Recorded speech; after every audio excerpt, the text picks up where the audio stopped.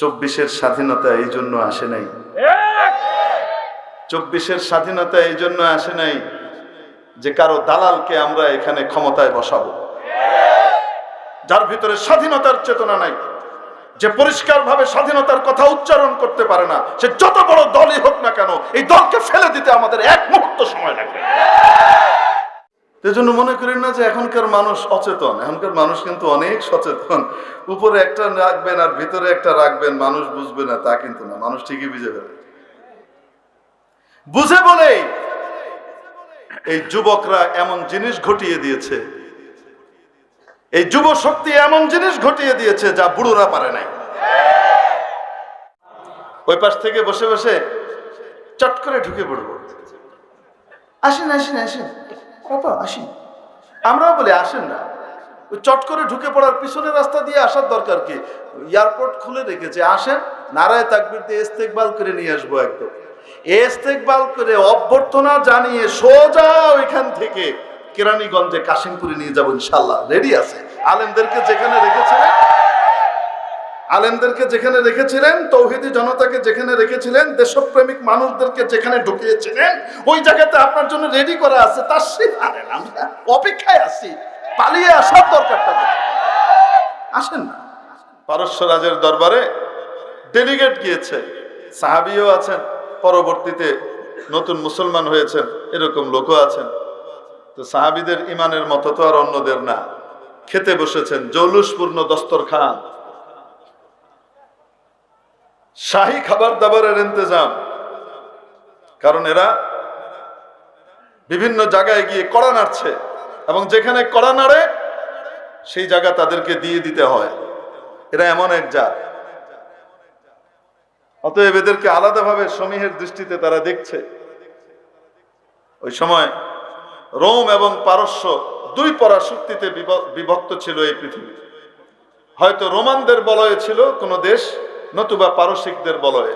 এই দুই বলয়ের বাইরে কোনো দেশ ছিল না, ক্ষমতা এদের চলতো। তো পারস্য রাজের দরবারে খাবার চলছে, সাহাবী খানা খাচ্ছেন, খেতে গিয়ে হুট করে লোকমার একটা অংশ পড়ে গেছে দস্তরখানে। রাসূল পাক সাল্লাল্লাহু আলাইহি সাল্লামের তরিকার শিক্ষা হলো, খাবার যদি মাটিতে পড়ে যায় বা দস্তরখানে পড়ে যায়, যদি ময়লা না থাকে তো পুরোটুকু উঠিয়ে খেয়ে নাও, আর যদি ময়লা লেগে যায় ফাল ইউমিত, তো যেখান থেকে যতটুকু ময়লা লেগেছে অতটুকু ফেলে দাও, বাকিটুকু খেয়ে নাও। এটা কার শিক্ষা? রাসূল সাল্লাল্লাহু আলাইহি সাল্লামের শিক্ষা। সাহাবী ওখান থেকে খাবার কি করছেন, উঠানোর জন্য হাত বাড়িয়েছেন, দস্তরখান থেকে পড়ে যাওয়া লোকমাটা উঠাবেন।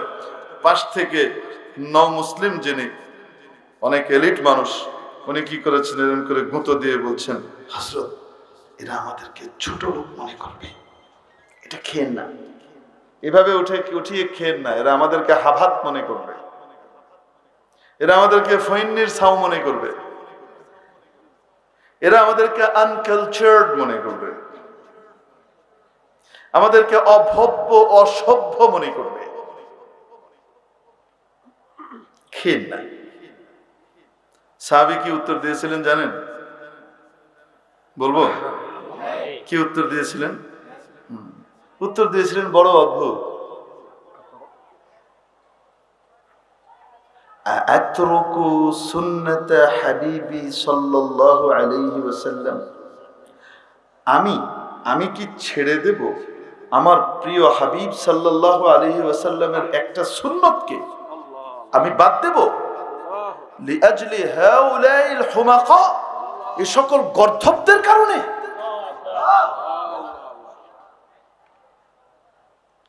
গোটা পৃথিবীর মহাসামরিক শক্তির অধিকারী যারা, অর্থনৈতিক সমৃদ্ধির দিক থেকে একেবারে সবচেয়ে ঊর্ধ্বে যারা, পৃথিবীর সবচেয়ে শ্রেষ্ঠ সভ্য জাত বলে নিজেদেরকে যারা দাবি করে, কুলীন জাত হিসেবে নিজেদেরকে যারা প্রকাশ করে, এই গোটা উন্নত দেশের ক্ষমতাকে এভাবে আঙুল দিয়ে বলছে হাউলাইল হুমাকা, এই সকল গর্ধব যাদের কাছে ঈমান নাই, যারা আল্লাহকে চিনে না, যাদের তারা মাবুদকে চিনে না, নিজের স্রষ্টাকে চিনে না, কুকুরও তো তাদের চেয়ে শ্রেষ্ঠ তার মনিবকে চিনে। এই সমস্ত আহমকদের কারণে আমি আমার হাবিবের সুন্নত ছেড়ে দিব? এইভাবে আঙুল দিবেন, থতমত খেয়ে গেছে। কি বললাম, কি উত্তর আসলো? ধর্মীয় স্বকীয়তা ধারণ করবার মাধ্যমে মুসলিম জাতি বিশ্ব সভায় মাথা উঁচু করে দাঁড়াতে পারে, আফগানিস্তানের মোল্লারা দেখিয়ে দিয়েছে। পশ্চিমাদের, বিজাতীয়দের পা চাটার মাধ্যমে, দালালির মাধ্যমে, রেসপন্সর হওয়ার মাধ্যমে কখনো সম্মান জুটতে পারে না। এই সম্মান সম্মানের সম্মান নয়, ইজ্জতের সম্মান নয়। এই সম্মান তো একটা মোহ আর ধোঁকা। সময়ে লাথি মারবে। অবাস্তব না বাস্তব? এই জন্য ধর্মীয় অনুভূতি আর চেতনা বহুত বড় শক্তি। এই শক্তিটাকেই ভয় পায়। অপশক্তি যেগুলো আছে সেগুলো এই শক্তিটাকেই ভয় পায়। কি এই নীতিবান মানুষগুলো যদি একজোট হয়ে যায়, এরা যদি ইউনাইটেড হয়ে যায়, ঐক্যবদ্ধ হয়ে যায়, তাহলে তো আমাদেরকে পাততাড়ি গুটিয়ে পালাতে হবে, এখানে টিকা যাবে না।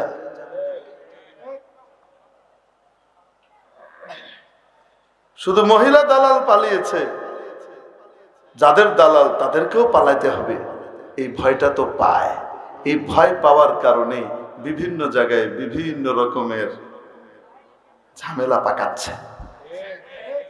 বুঝতে পেরেছেন না? বুঝেন নাই? ধর্মের নাম দিয়ে সংগঠন করেছে,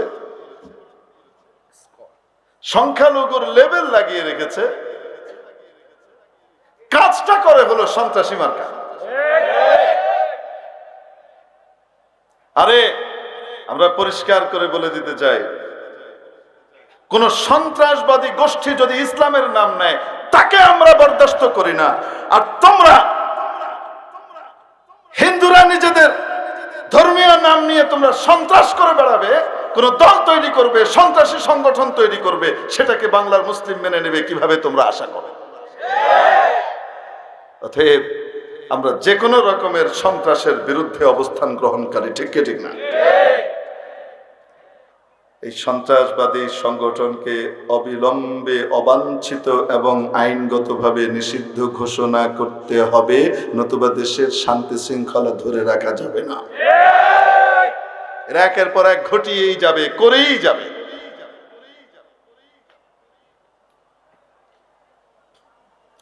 অদ্ভুত ব্যাপার হলো, যাকে গ্রেপ্তার করাকে কেন্দ্র করে এত হই হট্টগোল করা হয়েছে, বিশৃঙ্খলা তৈরি করা হয়েছে। যারা বিশৃঙ্খলা করলো তারা আইনের শাসনে বিশ্বাসী। আসতে বলেন, তারা আইনের শাসনে বিশ্বাসী নাকি বিচারককে চাপ দিয়ে প্রভাবিত করায় বিশ্বাসী? তারা যারা আইনের শাসনে বিশ্বাসী না, তাদের সাথে এত নমনীয়তা কেন? আমাদের সরকার নমনীয় হচ্ছে তা বলছি না আমি। আমাদের মধ্যে কাউকে দেখা যায় খুব নমনীয় হয়ে যাচ্ছেন, বিগলিত হচ্ছেন। তার মানে বোঝা গেল আপনিও বেআইনি পথে চলতে আগ্রহী। এদের প্রতি যে নমনীয়তা প্রকাশ করবে, বুঝতে হবে এও বেআইনি শাসনে বিশ্বাসী, আইনের শাসন চায় না।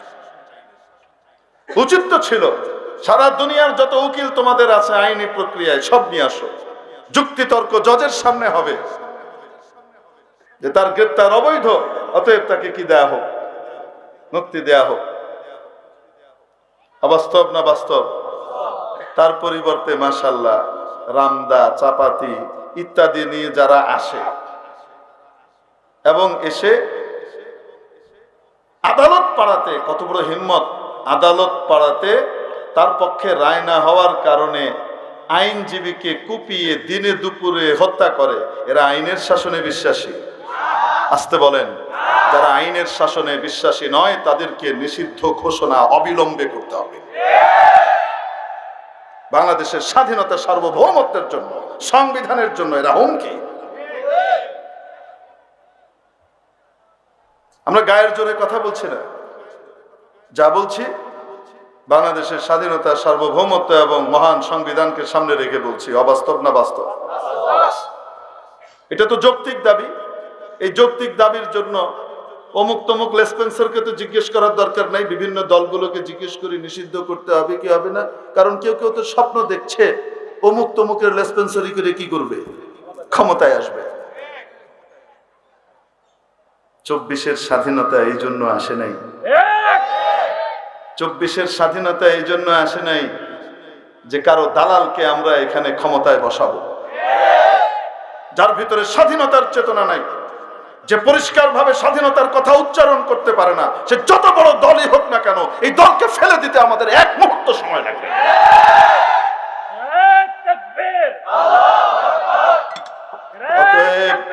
অতএব জনগণের ভাষা বুঝবার চেষ্টা করুন। যারা ক্ষমতায় আসতে চাচ্ছেন, যারা ক্ষমতায় আসতে চাচ্ছেন তো খুব আগ্রহ আছে, ইচ্ছে আছে, আসেন, আসতে তো আমাদের বাধা নাই। জনতার ভাষা বুঝবার চেষ্টা করেন। জনতার ভাষা যারা বুঝতে পারে নাই তাদেরকে কিন্তু পাটতাড়ি গুটিয়ে পালাতে হয়েছে। দাড়ি চেষেও বাঁচা যায়নি, বোরকা পরেও বাঁচা যায়নি। তো আপনি যদি মনে করেন আপনার সাথে খাস খাতির আছে বাংলার জনতার, এরকম কোন খাতির আমাদের স্পেশাল কারোর সাথে নাই। যে জনতার পক্ষে থাকবে আমরা তার সাথে আছি, যে দেশের শান্তির পক্ষে থাকবে আমরা তার সাথে আছি। আজ পর্যন্ত আলহামদুলিল্লাহ আমার এই বাংলাদেশে ধর্মীয় দাঙ্গা আজ পর্যন্ত হয়নি।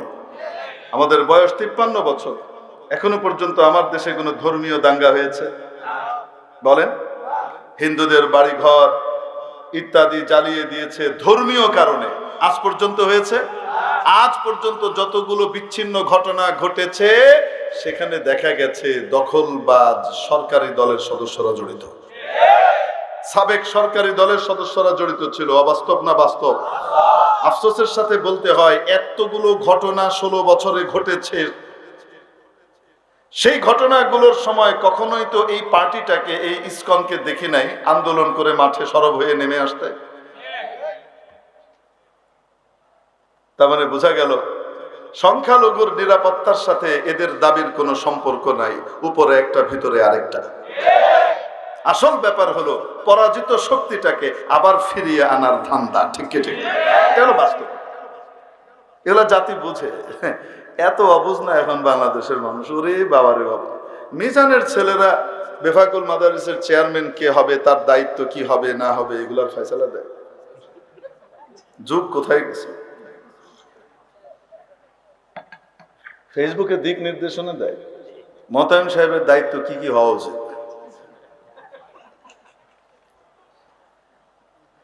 3-4 বাচ্চা ভিসির কি কি কাজ করা উচিত, ঢাকা ইউনিভার্সিটির ভাইস চ্যান্সেলর কিভাবে চলবেন, সেটার দিক নির্দেশনা কি করে দেয়। যুগ কি থেমে আছে নাকি? বাবারে বাবা, কই থেকে কই গেছে?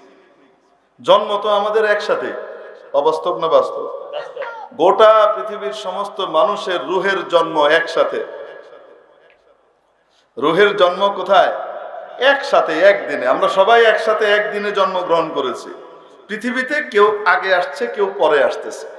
তো যারা পরে আসতেছে তারা কি কাঁচা হয়ে আসতেছে না আরো অভিজ্ঞ হয়ে পেকে আসতেছে? এজন্য জন্ম থেকে জ্বলছি।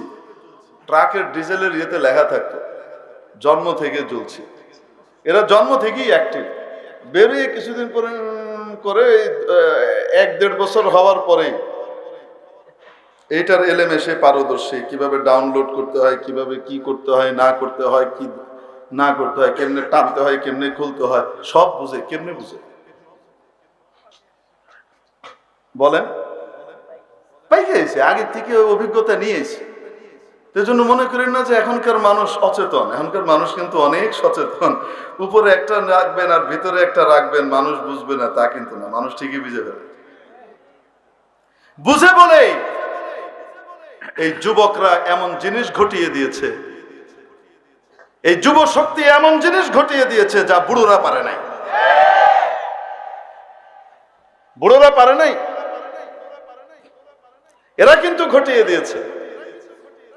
তারা পেরেছে না পারে নাই? মাত্র 4টা সুটকেস নিয়ে দয়া করে বিদায় দিছে 2 বোনকে। যাও, আমরা অভদ্র না, তোমাদেরকে যাওয়ার একটা ব্যবস্থা করে দিলাম, যাও। কাপড় চোপড় বেরিয়ে গিয়ে কই থেকে কিনবা, মানুষের কাছে হাত পা ধরবা, এটা তো হয় না। তোমরা হাজার হোক মা জাতির সদস্য, এই ক্ষেত্রে তোমাদেরকে মাফ করে দিলাম, তোমরা যাও। 2টা করে সুটকেস দিলাম, স্ট্যান্ডার্ড একটা ইয়ে দিলাম, যাও।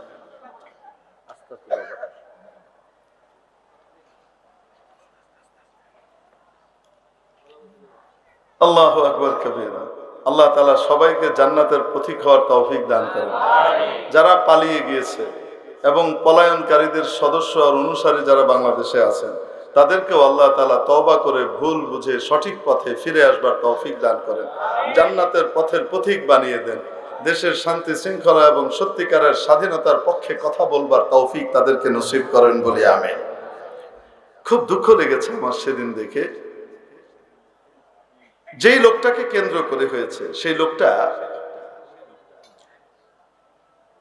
এই ইসকন বলছে যে তাকে বহিষ্কার করা হয়েছে, তার পদ থেকে বহু আগে বহিষ্কার করা হয়েছে। ইসকনের কোন অংশটা তাকে বহিষ্কার করেছে অভিযুক্ত করে? যারা শিশুদের বিষয়টা দেখে। আমি খুলে বলছি না, এই ভদ্রলোকের ব্যাপারে একদম স্বীকারোক্তি দিয়ে শিশুরা কি করেছে, বিবৃতি দিয়েছে, বলেছে যে এই করতো, এই করতো, এই করতো, এই করতো। ব্যাস, শিশুদের যৌন নির্যাতন কেন্দ্রিক যা আছে, আমি এর বেশি আর বললাম না, বুঝে নেন আপনারা। ওই জাতীয় কর্মে সহজে ধর্ষক, এই শিশু ধর্ষকের ধর্ষণের অভিযোগে তাকে কি করা হয়েছে? বহিষ্কার করা হয়েছে, তার পদ থেকে তাকে পদচ্যুত করা হয়েছে। এই লোকটার পক্ষে দেখলাম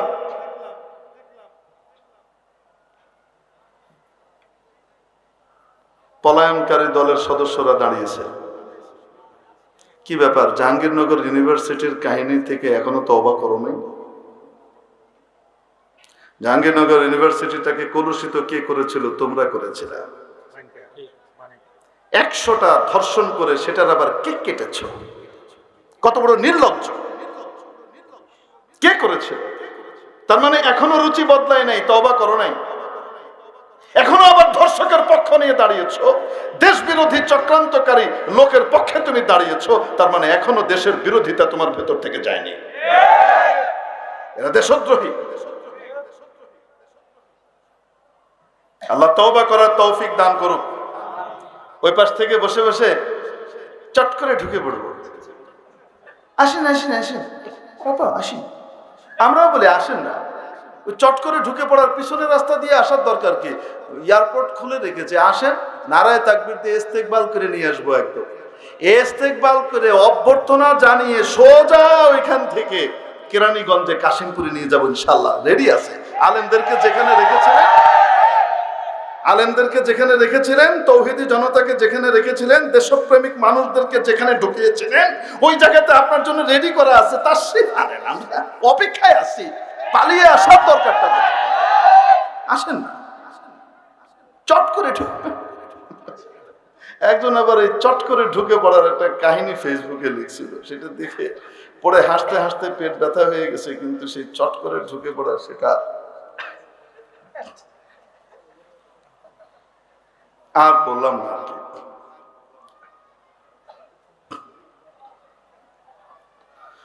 আল্লাহ আল্লাহ আল্লাহ আল্লাহ আল্লাহ।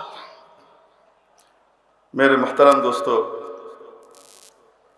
আল্লাহ তাআলার শুকর আদায় করা দরকার, আমাদেরও তাদেরও। তারা আমাদেরই ভাই।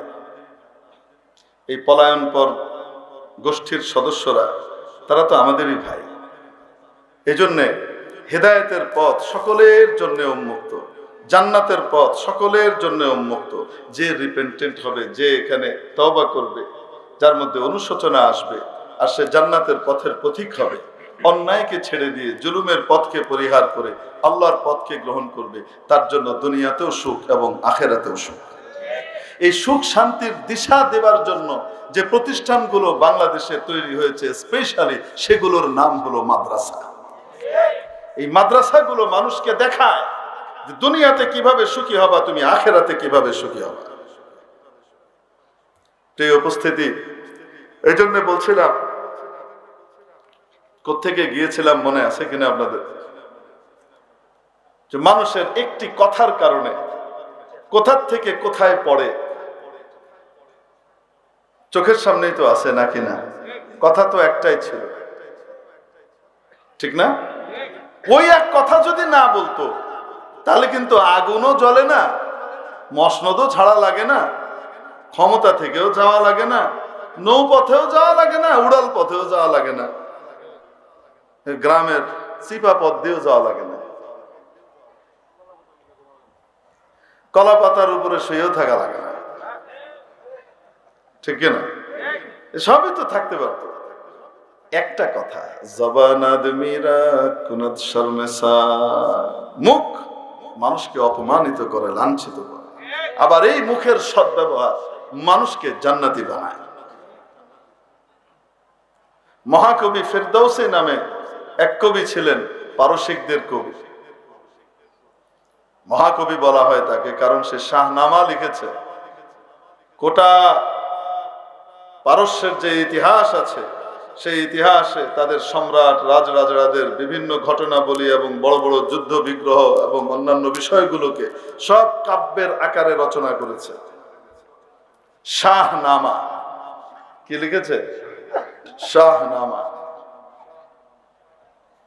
মাশাআল্লাহ, পানি চলে আসছে, তায়াম্মুমের মেয়াদ শেষ। বুঝতে পারছেন তো? তাই, আচ্ছা, যাই হোক, শাহনামার লেখক জাতীয় পুরস্কার যতগুলো আছে সবগুলাই পাইছে, কোনোটা বাদ নাই। জাতীয় পুরস্কার কোনোটাই বাদ নাই, সব পায় সরকার নাখোশ থাকলে। আরে কয় না কেন? জাতীয় পুরস্কার যত হইতে পারে সবগুলাই পায়, সরকার নাখোশ থাকলে, না খুশ থাকলে, খুশি থাকলে। একটা দুইটা পায়, সরকার নাখোশ থাকলেও অনেক সময় বিভিন্ন কারণে বিভিন্ন স্ট্র্যাটেজি চিন্তা করে কি করে দেয়া হোক, নাখোশ হইলেও দেয়া হয় অনেক সময়। বুঝুন নাই মনে হয়? অনেক সময় দেখবেন যে হুজুরে তেঁতুল হুজুর কয়, সেই হুজুরের সাথে আবার মুসাফাও করে। তো মুসাফা যে করতেছে এটা খুব খুশির কারণে নাকি, স্ট্র্যাটেজি একটা। তবে এটা হলো মানুষের কথা।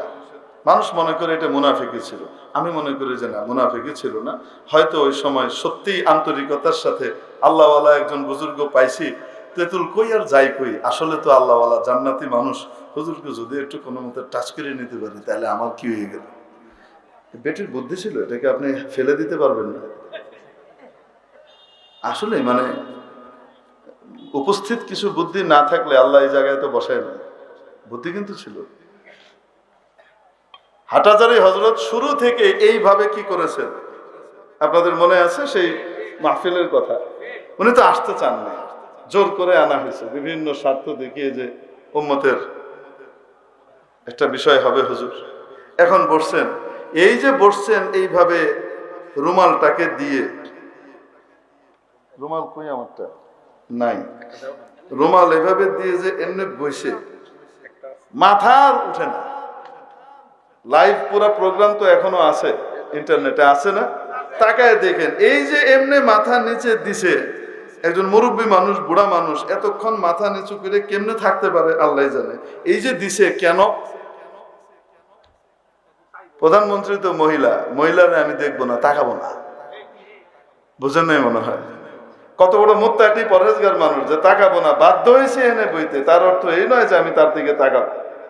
এই যে এরকম করে যে বসছে ঘ্যাঁট ধীরে মাথা নিচু করে, এই মাথা আর উঠে না, ঘন্টার পর ঘন্টা পার হয়ে গেছে। ঘাড় ব্যথা হয় নাই?